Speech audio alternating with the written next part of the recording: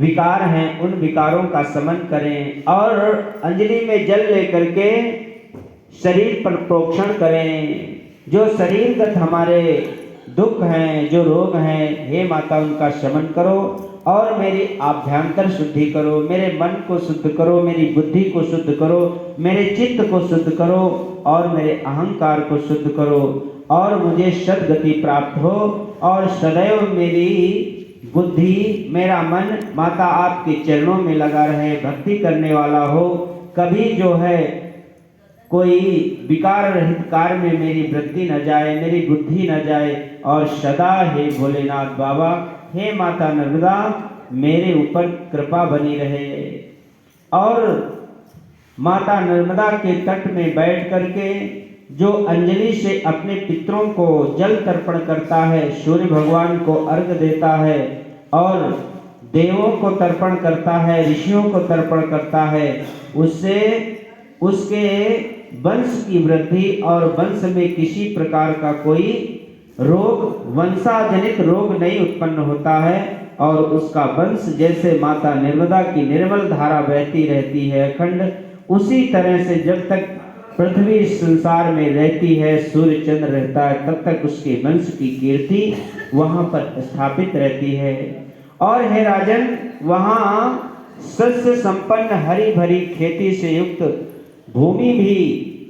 जो है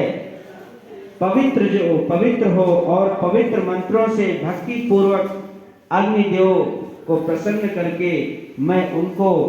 आहुतियां दे करके, घृत की आहुतियां दे करके उनको मैं प्रसन्न करूं और अग्निदेव सदैव मेरे पापों का शमन करें।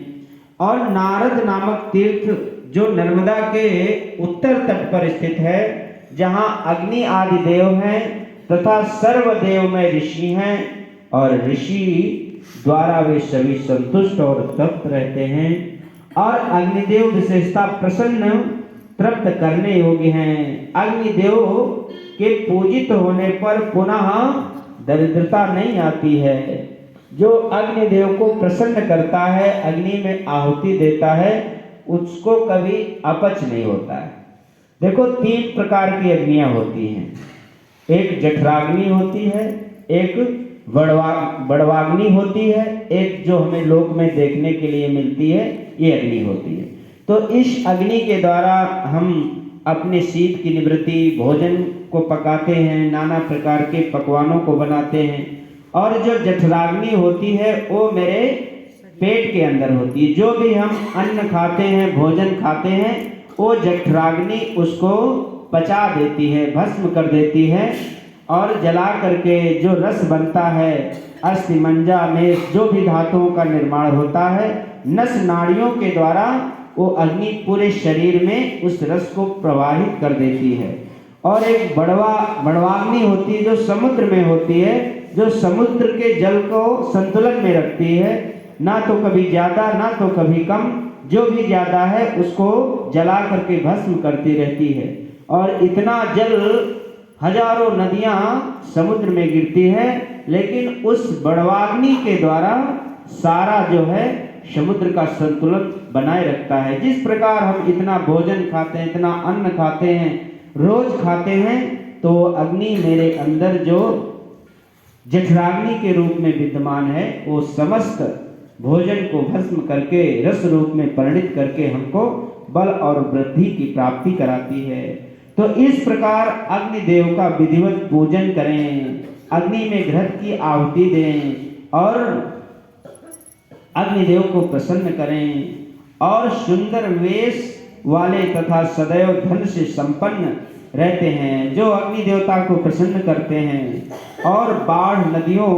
का और पति स्त्रियों का सदाचार परायण राजा प्रजा तथा धन मनुष्यों का और ऋतुए वृक्षों के गए और यौवन को पुनः लौटा देते हैं। असमय किसी को बुढ़ापा आ जाता है, शरीर क्षीण हो जाता है, कृश हो जाता है, जो अग्नि की उपासना करता है और अग्नि को आहुति प्रदान करता है, तो अग्नि देवता उस पर प्रसन्न होकर के उसको प्राण शक्ति प्रदान करते हैं, उसको तेज प्रदान करते हैं और तेज के फलस्वरूप वो पुनः जो शरीर में तेज प्रभावित होता है और वो बल संपन्न हो जाता है। और आगे कहते हैं कि जो भी माता नर्मदा के इस पावन उत्तर तट के तीर्थों का दर्शन करते हुए और निश्चल मन से, निष्कपट मन से इस यात्रा को करता है तो उसका मन शुद्ध होकर के भगवान की भक्ति में लगता है। और जो संसार के राग, द्वेष, अविद्या, अस्मिता, भय, अभिनिवेश, ये जो क्लेश हमारे जीव को, हमारे इस जीवात्मा को, इस जीव को जलाते रहते हैं, हमको त्रसित करते रहते हैं। कभी क्रोध होता है, कभी काम होता है, कभी लोभ होता है, कभी मोह होता है, कभी अविद्या, अस्मिता, भय, अभिनिवेश, किसी दूसरे से भय रहता है, किसी से कष्ट होता है। तो इन सब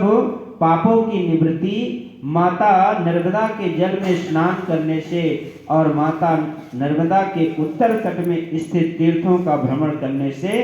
उस जीव का जो है अंतःकरण शुद्ध हो जाता है। और अंतःकरण शुद्ध होने पर उसको ज्ञान की प्राप्ति होती है। और जब उस जीव को ज्ञान की प्राप्ति होती है तो वह मोक्ष के पद का अधिकारी हो जाता है, अपने कल्याण का, अपने वास्तविक स्वरूप को पहचानने का अधिकारी हो जाता है कि मैं कौन हूँ, मैं कहाँ से आया हूँ, कहाँ को जाऊंगा। ऐसा विचार करने का सामर्थ्य उस जीव को प्राप्त हो जाता है। और पुनरपि जननम पुनरपि मरणम पुनरपि जननी जठरे शयनम, बार बार माता के गर्भ में जाने से और बार बार गर्भ के अनेक कष्टों के सहने से इस जीव को मुक्ति हो जाती है, भगवान की भक्ति प्राप्त हो जाती है। और भगवान की भक्ति प्राप्त करके वो भगवान का सामीप्य प्राप्त कर लेता है, भगवान का सायुज्य प्राप्त कर लेता है, भगवान का सारूप्य प्राप्त कर लेता है। इस प्रकार से मार्कंडेय ऋषि कहते हैं जो भी श्रद्धा और भक्ति से माता नर्मदा के इन पावन तीर्थों का दर्शन करते हुए तीर्थ की यात्रा करता है और संयम पूर्वक और तितिक्षा पूर्वक जीवन को व्यतीत करता है, उसके समस्त पापों का शमन होता है।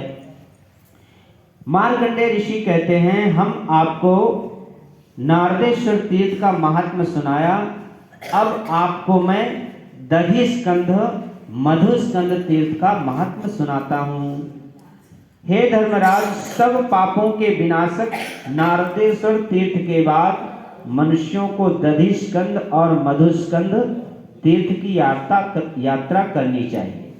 और श्रद्धालुओं को दधि स्कंद में स्नान कर आचार्यों को दधि देना चाहिए, दही का दान करना चाहिए, दही का दान करना चाहिए, क्योंकि 7 जन्मों तक उसे हर जन्म में उसको